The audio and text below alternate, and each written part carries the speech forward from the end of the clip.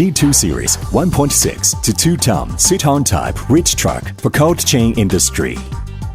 The truck is suitable for cold chain industry with intermediate between -18 degrees Celsius to -30 degrees Celsius and continuous operation above the temperature of -18 degrees Celsius.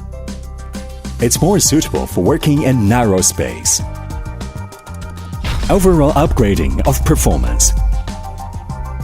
New design of hydraulic system increases lifting speed.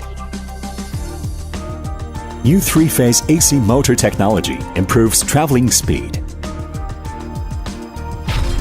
More professional. Exclusive oils. Exclusive parts.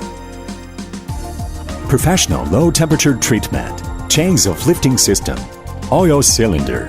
Special painting technology for cold storage offers good anti-corrosive and anti-rust performances. Smart features. Auto brake for ramp parking. Auto protection of controller.